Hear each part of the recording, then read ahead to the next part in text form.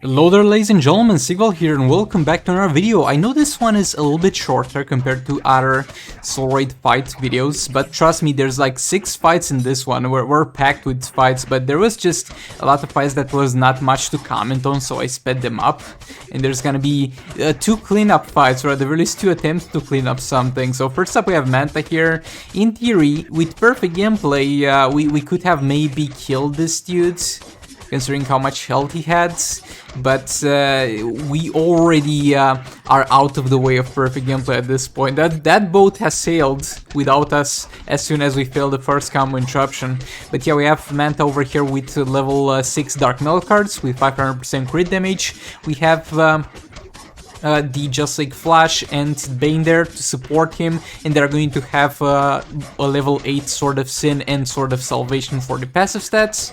And yeah, the damage is, as usual, pretty high, pretty satisfactory, but at the same time, the highest I've ever done with Manta was 300 million damage, and this dude has more than 300 mil damage, but at the same time, that fight that I did with Manta was not perfect, so I thought that I might go out of my way and set a new benchmark here, but I did not take 2 things into account. Me inevitably failing combo interruption at the start, and the second thing is that we're going to deal reduced damage to this dude because he's meta-human, and the advantages and disadvantages when it comes to classes like that are usually not going to matter that much, but in that scenario where every little bit of damage counted towards killing him, it actually mattered. Over here we have Boss Bane, and we're going to use Mr. Freeze against him, and we have the Red Hood's classic Wonderman team. Why did I not pair him up with Raven? Because I didn't feel like I needed to pair him up with Raven for this one, and usually you pair him up with Raven and you use Kinflan Sakomen on a fight that's full health, but Kinflan Sakomen would not have been able to clean up this fight, but at the same time Kinflan Sakomen is more than capable to one-shot something if you use Raven and give him Beta Club. So yeah, over here we're not gonna do the best damage yet because we're not at max stack, so we're going to do our best to stack that up. Red Hood getting hit a bit, but we're going to push him back to the corner. It was swiped down. What I should have done at the start, and we're still gonna do it, but it's kinda late to take full benefit out of it, is use super move on both of the characters, because that's something that we kind of need to do anyway, and something that would have gotten Mr. Freeze far faster to max passive stacks. That should have been really the first thing. But yeah, nevertheless, we have full passive stacks now. Trying to push into a corner again. Mr. Freeze in there with a special 2. Gonna back off, re-engage the combo, push him back into the area. He's frozen, jump attack, and 5.6 mil dot is going to be pretty much the peak performance at this point. Special 2, and that's going to be what we're going to do for the rest of this fight. So at this point I'm going to speed this one up a bit, because we're just chilling and looking at dot damage. And yet again, I've seen some decent performances out of Mr. Freeze without Beta Club, but you really need a higher star rating Mr. Freeze for that. Like, my Mr. Freeze just 3 stars, and for me the star rating just matters in terms of how much additional percentage damage I get, which is something definitely important. But if you don't have Beta Club and you need to constantly hit for damage, you're also going to be reliant on how many hits you can do before breaking the freeze. So it's frozen again, jump attack, another special 2 in there, let that dot run its course, jump attack, another special 2 in there, jump attack. And yeah, that was definitely enough to kill this dude. He didn't fail to deliver. So for this one, this should have 50 something mil damage, mil health. So I was like, okay, let's try Atlantean Armor Aquaman with Dark Metal cards. And you might be like, well, Sigvald, it's your fault. You're expecting too much from the poor man. He's not a damage dealer. So look, I have him at 6 stars. His level is 70 gears. He's got full epic talents because I didn't know what to build when I first started my account. And we're going to give him Reverse Flash, so for some fat combo. We're going to give him Sword of Salvation or Reverse Flash for some power generation. He's gonna have Dark Metal cards on at level 6. We're really giving this dude, except than straight up putting Raven in that team, we're really giving this dude everything we can give him at this point, except for straight up putting Raven in there. But yeah, special 3 in there. And I'm not expecting this man to get all the way to 100 mil damage. I realize this man sucks at being a damage dealer, and his special tree is particularly weak compared to other normal character special trees in the game for some reason. But he really did not deliver in this one. So back in there, third special yet again. And we deal 3 mil on the third special. You might be like, oh, that's huge. Nah, bro, that's because of all the passive stats that we're getting. Like, he's getting a huge amount of attack. A level 6 Sword of Sin, Sword of Salvation really contribute to that damage piling up, my dude. Engage the combo there. Aquaman back in there. Third special.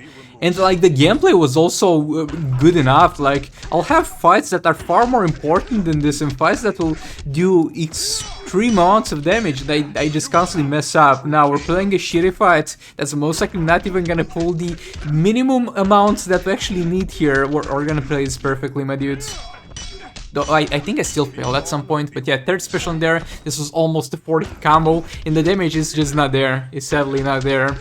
And the only reason why I'm using this dude as a damage dealer was because I had him built as a damage dealer like this. As I said, when I started playing the game, I didn't know what to do, so we ended up with a level 70 Atlantic Armor Aquaman. I'm not gonna change the build anytime soon, though. Actually, I might. I might at some point make a little bit of a hybrid build for Arena for him. But yeah, it is what it is, my dudes. We have him, we might as well use him from time to time. Though after this one, I don't think I'm ever going to use him again, unless I'm 1000% sure he can pull the necessary damage. Because this dude costed us 1 additional fight. You have no idea the pain when you see that you have no pips left, or you have only 1 pip left, but you have both the League of Anarchy team available and the Batman Ninja team available. I mean, that's just an example because I used my Batman Ninja team, but yeah, I ended up somehow having the League of Anarchy available without anything that they could do. So yeah. It is what it is. No, it was exactly that, because the Batman Ninja team fight will be the last one. I ended up having Batman Ninja team available with like Brainiac, Grodd, and League of Anarchy available, and I ended up not using the League of Anarchy. Like, boy, that's painful, my dudes. But yeah, Multiverse team here to clean up the mess that Atlantic Armor Aquaman did, and look.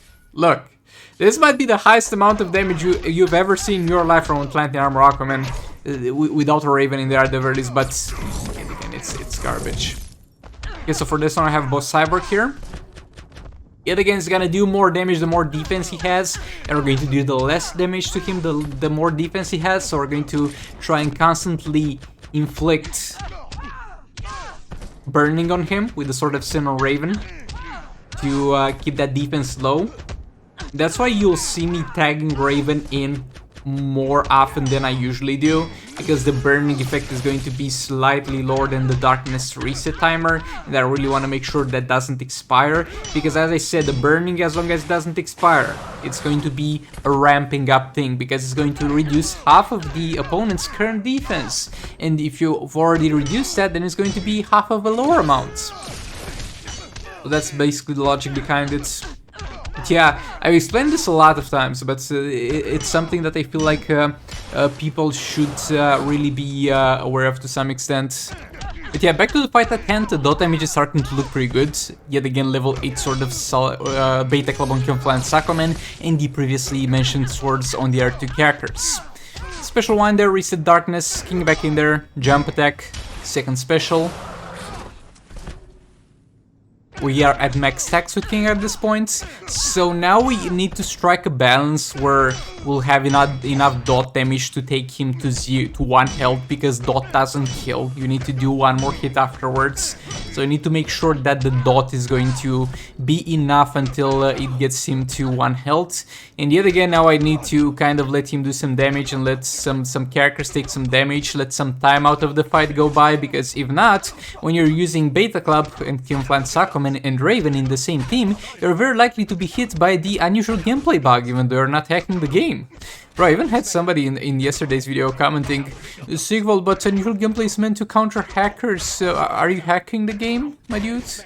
Like no, bro, no, I'm not. But yeah, there we go. Cyborg is down, and the rewards is garbage. I mean, Suicide Squad headshot. I don't like him. I don't like him at all. I prefer something to be fair in the rewards. Now I have Boss Atrocitus. So Boss Atrocitus here is gonna be a chunky boy. I mean, every single thing is a chunky boy at this point because we're on Heroic 7. But he's gonna have a good amount of health to go through. But we have over here the Batman Ninja team, with Grodd leading the charge, with the Beta Club on, the same swords on the other two characters. And the only problem with this fight is gonna be pretty straightforward. With Grodd, we don't care about the hazard, because as soon as he's going to reach that certain threshold of health that triggers his healing, he's going to heal all the way up to max yet again in just a second because of his passive. But Brainiac is not having the best of times. And something that I should do, and I'll eventually do, is just get rare resistances on the talents of my every tank, because I don't have the crits to fully build my tanks still. But at the same time, getting full rare resistance is not something that's too found consuming, and it's optimal enough. So yeah, over here, throughout the last moments of Grodd, of Brainiac getting tagged in, actually we're actually going to have to cycle him in and out with Grodd's tag-ins. But it's gonna do well enough. And I'm just gonna speed this up after we're done with Brainiac, because it's just gonna be the infinite combo. And actually not even infinite combo, I don't think I'm doing it here. I think I'm doing normal combo. Like, if you can combo interrupt the enemy, normal combo is going to get more hits in and increase your dot damage as a result. But yeah, all that being said, I'll leave you with the rest of this fight. And yeah, this is definitely a team that I enjoy using, and an optimal team to use, unless you're Mr. Freeze plus Brainiac can't one-shot. But yeah, thanks so much for watching. Drop a like if you liked the video, dislike it if you dislike it. Consider subscribing to the channel if you want to see more content like this. And I'll hopefully see you on the next one. Goodbye!